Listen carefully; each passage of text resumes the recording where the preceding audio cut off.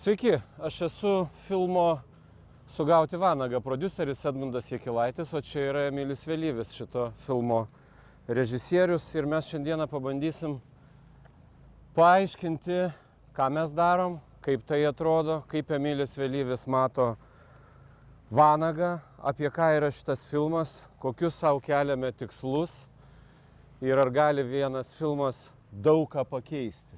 Tai aš gal, Emili, pradėčiau pokalbį su tavim nuo to, kaip tu pats dabar perskaitęs krūvą knygų, pasikalbėjęs su daugybė istorikų, pats apvažiavęs mūšių vietas ne vieną, nupiešk man tą vaizdinį, kaip tu matai, kas yra Adolfas Ramanauskas Vanagas, koks tai žmogus, kas tai per asmenybė, kaip tu jį įsivaizduoji. O, čia labai taiklus ir geras klausimas. Ir gal svarbiausia, pirmiausia, būtų aptarti du aspektus. Kiek Vanagas svarbus man kaip žmogui ir kiek jis yra įdomus, aktualus yra kaip režisieriui. Tai Vanago istorija, Vanago asmenybė man iš tiesų svarbi dviejais požiūriais. Tai pirmiausia gal, kad mano šeimoj, mano dziedas, kaip dzūkai sako. O lietuviai senelis? Taip, dziedas. Taip, dziedas. Yra dalyvavęs veikloj su partizaniniu judėjimu, daugiau turėjęs reikalų su ryšininkais, rėmėjais ir tokiu būdu prisidėjęs prie tos veiklos. Ir pats buvo ryšininkas? Jisai bendraudavo su jais, jisai mažai šnekėdavo apie tai, dėl suprantamų priežasčių. Taip. Nutylėdavo. Tas toks posakis yra geras. Ar girdėjai kada nors tylą iš arti? Tai vat būtent jie atitinka. Tai jisai už tą savo veiklą yra atsėdėjęs Lukiškių kalėjime 2 metus. Ir vienu žodžiu, va, tokiu būdu esu kažkokia tai dalim susijęs su... Tai net ne kažkokia, tai esi susijęs, tavo šeima yra susijusi su partizaniniu judėjimu. Tai čia yra asmeninis įpareigojimas, ne? Toksai. Jo, ir privilegija ir atsakomybė. Taip. Jo, ir statant šią istoriją, ir apžvelgiant ir pačio Vanago istoriją. Apie Vanagą jisai šnekėdavo mažai. Matyti tas išlikusi baimė žmogui. Bet dziedas iš Dzūkijos, ne? O iš kur yra dziedas? Iš Senosios Varėnos. A, tai čia... Taip. Vanago erdvės. Taip. Vanago erdvės, aišku, jisai neminėdavo pernelyg dažnai, kalbėdamas su kokiais vadais, su kokiais būriais, su kokiais partizanais. Bet aš spėju pagal visą istorinį kontekstą, jisai galėjo bendrauti ir su Vanagu, kažkokia chebra, ir su Šerna. Nes Šernui priklausė Varėnos valkininkų būriai. Nu tai jisai greičiausiai ir su jais turėjo reikalų. Nu tai čia asmeninė dalis, o pats Vanagas, mokytojas, smulkus, toks atrodo, neatrodo kaip superherojus, bet yra superherojus. Tai kas jame tokio yra? Kaip tu pats matai? Kas čia per asmenybė? Man kaip režisieriui galbūt įdomiausia ta pusė, kuri žvelgiant į dabartinės tokias karinės peripetijas, ne pasaulį, kurios vyksta visai arti, praktiškai kaiminystėj. Tai Vanago ta pusė, kur Vanago istorija, Vanago asmenybė, jinai kaip veidrodis savotiškas, į kurį šiandienis žmogus žiūri, užduodamas klausimą, o kokie mano būtų pasirinkimai, o ką aš daryčiau. Kokia mano būtų motyvacija ir ar jinai būtų panaši kaip Vanago. Jisai, sakykime, atliepia šiek tiek tą istorinį kontekstą ir galbūt, nu tokia, galima sakyti, galima situacija, kokia buvo 45 metais, ką mes aplamai kaip tauta galėtumėm savo pasakyti, ar mes taip pasielgtumėm kaip jis. Jo, jisai, man atrodo, truputėlį ir, na net netruputėlį, jisai aiškiai galvojo apie savo vaidmenį, nes kamgi jis priešingų atveju būtų baigęs tuos 3 mėnesių karininkų kursus, ne? Jis, na, sąmoningai norėjo turėti karinių žinių. Ir tai dar iki okupacijos, iki pirmosios okupacijos. Tai vadinasi, žmogus galvojo apie savo vaidmenį. Greičiausiai jautė, kaip ir mes šiandien jautėme. Taip. Tai karasgi nevyksta per vieną dieną.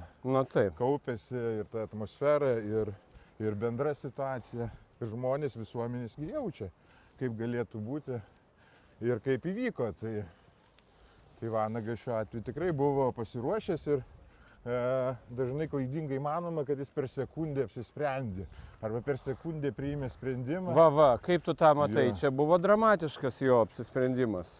Aš manau, kad jis labai apgalvotas buvo ir visiškai neatsitiktinis. Išlauktas, ne? Bet jisai, matai, jisai tęsėsi per visą laiką, aš manau. Kiekvieną dieną jisai priiminėdavo sprendimą tą. Kiekvieną dieną. Nes situacijų mes gerai žinom. Vanago istorijų buvo labai daug ir įvairių. Ir jis tas sprendimus turėdavo priimti kiekvieną dieną, kartu ir su chebra, kartu ir su savo artimais žmonėm. Ir aš manau, kad tai buvo nelengvas jam pačiam, kaip vadui, kaip žmogui, savotiškas iššūkis. Nu gerai, o taip, kas yra pagrindinis žodis, koks nors jį apibūdinantis, kaip tu manai? Ar tai yra, nežinau, kokie čia galėtų būti? Žiaurus, teisingas, drąsus, koks nors įtarus, ryžtingas, gudrus, jeigu dar nepasakiau, ar kažkoks dar analitiškas, kas tai yra per asmenybę? Aš manau, kad visos šitos savybės, kurias tu išvardinai, jam tinka. Ir filme istorija Vanago, aš norėčiau atkreipdėmėsi, kad neheroizuoti jo per daug, nes herojais, kuriuos mes sukūrėm ir dažnai lietuviškam kine, ypač apie tą laikotarpį nutinka, kada herojai tampa ne per toli visuomeniai, per toli tautai, žmogui. Tarsi toks nepasiekiamas atstumas, o iš tikrųjų tai yra žmogus, kuris prisiėmė atsakomybę.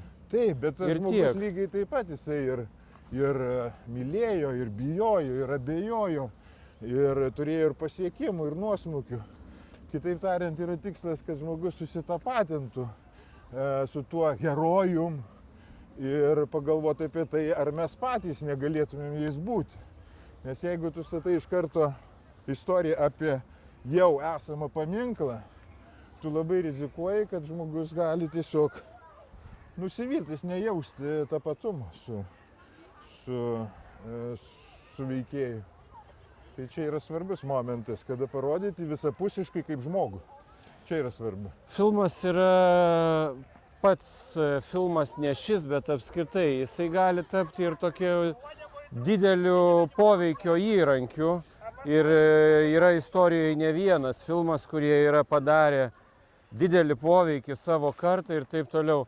Na, aš nekalbu apie tai, kad tai gali visiškai pakeisti mūsų saviidentitetą, tapatybę ir taip toliau, kas mes esam.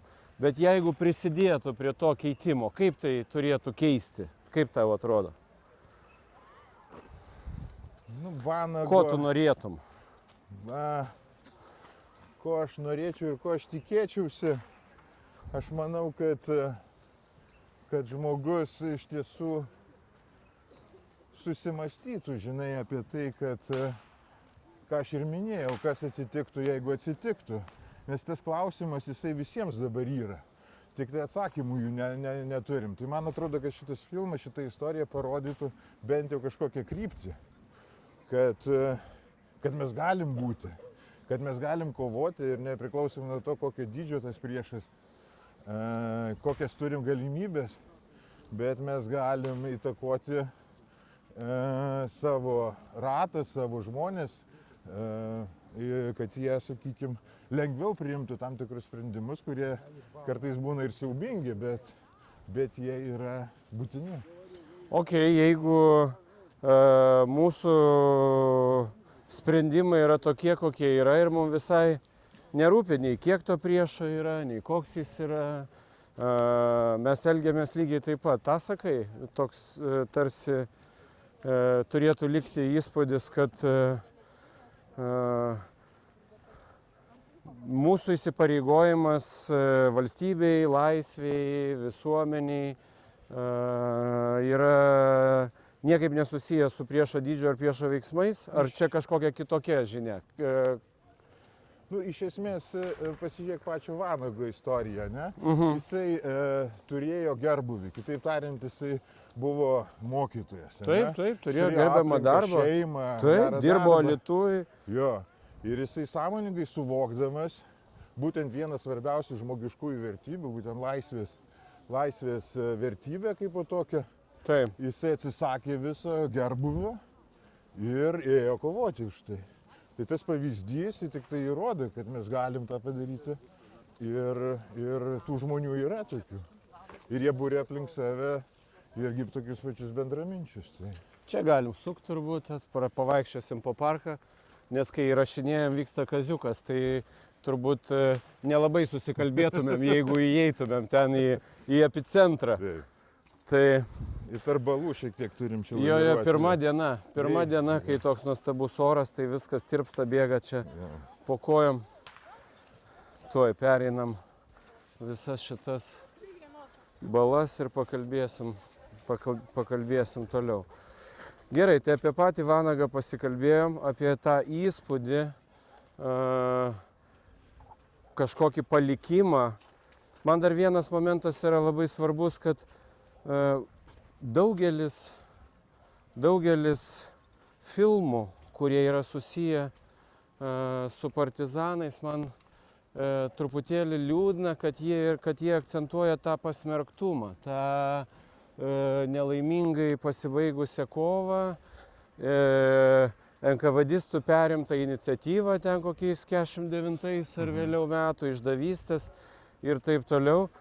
Mūsų filmas baigėsi Merkinės mūšiu ir papasako, kodėl tu taip sugalvojai.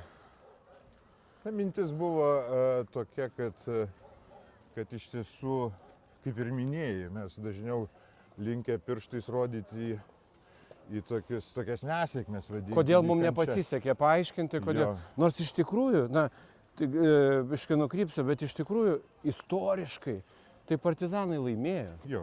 Lietuva yra laisva. Taip. Va, vaikštom, šnekam apie jį, ką norim, tą darom. Norim filmuojam, norim nefilmuojam, niekas neverčia. Tai iš tikrųjų tai partizanai laimėjo, bet mūsų tas toks tautinis supratimas tautoje, kad tokia tarsi beviltiška kova, bet anaip tol.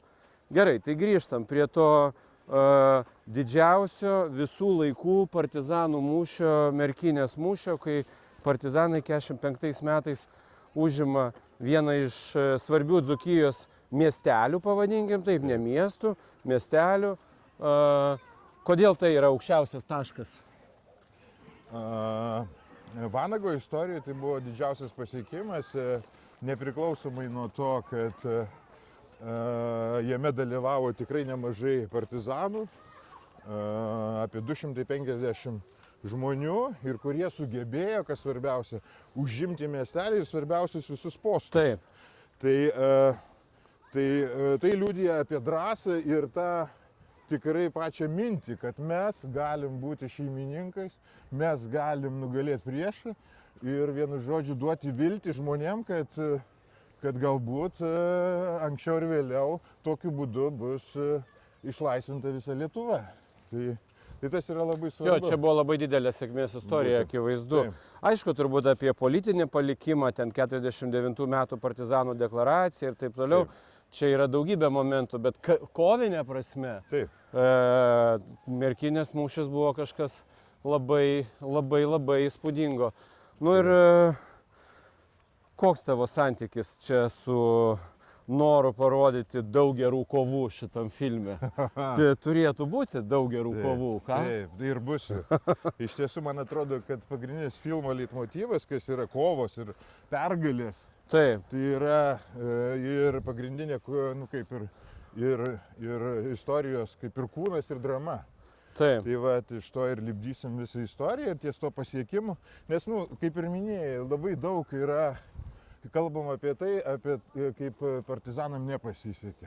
Arba jie palūžo, arba jie buvo sunaikinti, arba jie kažkur tai buvo, žinai, ištremti ir jų likimai kažkokie buvo katastrofiškai siaubingi. Bet mes labai... Kas ir yra tiesa, Taip. bet ne vien tai yra, ar ne? Ne vien tai. Tai va. Yra ta gyvenimo pusė, kada iš tiesų jie turėjo ir nemažai tų laimėjimų ir santykinai žiūrint, tai tie laimėjimai buvo stulbinančiai, buvo, nu, stiprus. Absoliučiai. Jo.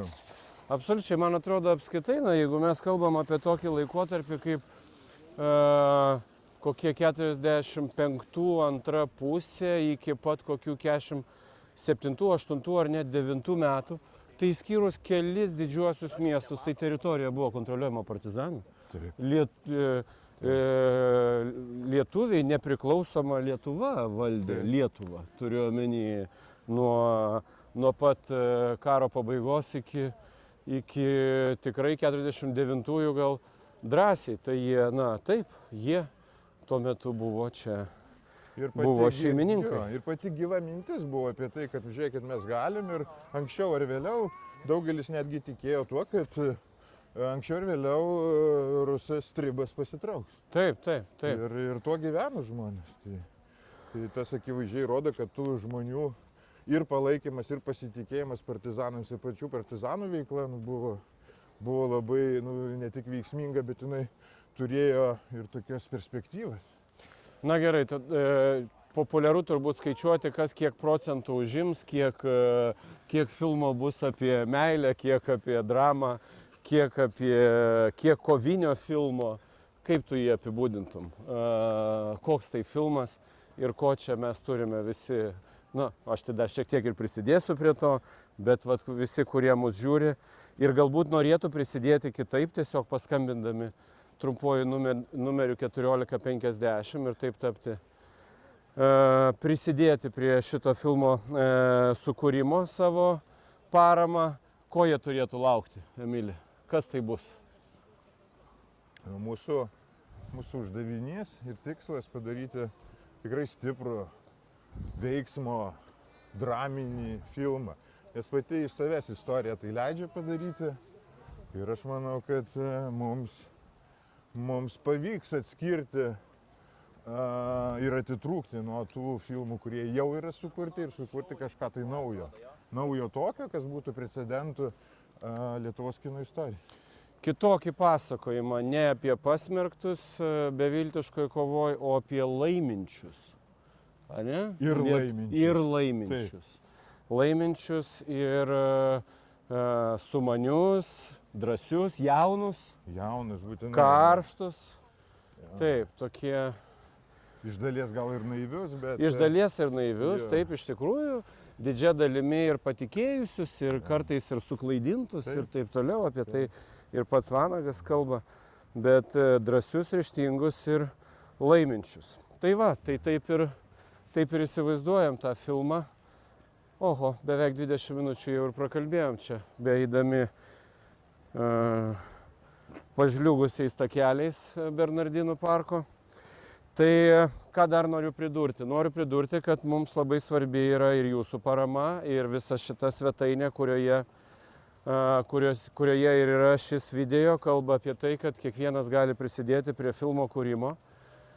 Matote ir rekvizitus, kuriais galite tiesiog pervesti savo paramą arba paskambinti trumpuoju numeriu 1450 ir čia sukam. Bandom čia. 1450 ir skirti savo paramą šiam filmui. Ji yra 10 eurų nuo vieno skambučio ir tokiu būdu užtikrinti, kad filmas pasirodys tada, kada planuojama, sausio 13-28 metais, jo premjera. Ir, na ką, kviečiam visus prisidėti, nes kiekvienas čia yra svarbus, kaip ir partizanas, taip ir auka. Kiekvienas čia gali prisidėti savo indėliu. Tai ačiū, Emili. Kaip savotiškas rėmėjas, žinai, nes patys partizanai vargu ar būtų išlikę be ryšininkų, rėmėjų, to viso suporto, kurį davė tie žmonės. Ir be jų pagalbos vargiai ta rezistencija būtų tiek ilgai išbuvusi ir pasiekusi tokių tikslų. Tai va, o mes čia šitoj svetainėje vis skelbsime naujos informacijos, kaip mums sekasi, kur mes esame, matysite daug vaizdų iš filmavimo aikštelių. Didysis klausimas, kas bus vanagas, aišku, bet dar mes patys nežinom. Mes patys dar nežinom. Mes tik apsimetam, kad žinom, bet ateikit, kas tikrai norės, turės noro, jėgų ir entuziazmą, ateikit, dalyvaukit pas mus. Taip, castingė. Castingė tikrai būsit įtraukti. Jo, dar. Turėsim daug didelių masinių scenų. Vienu žodžiu, tai maloniai kviečiam. Puikiai. Tai ką, šį kartą tiek. Ačiū žiūrintiems ir prisidėkit prie mūsų projekto, kuris gali truputėlį bent, o gal kartais ir iš esmės pakeisti mūsų supratimą apie tai, kas mes esame. Ar mes maži ir silpni, ar mes nedideli, bet didingi ir kieti. Va, čia yra visai skirtingas požiūris. Čia kaip ten Vanago frazė yra gera, aforizmas savotiškas. Kur kiekvienas mes turim savo mišką, ne? Tik tai vieni slepiasi nuo priešo, kiti nuo abejingumo. Tai nebūkit abejingi. Jo, čia gera citata. Ačiū, iki. Iki.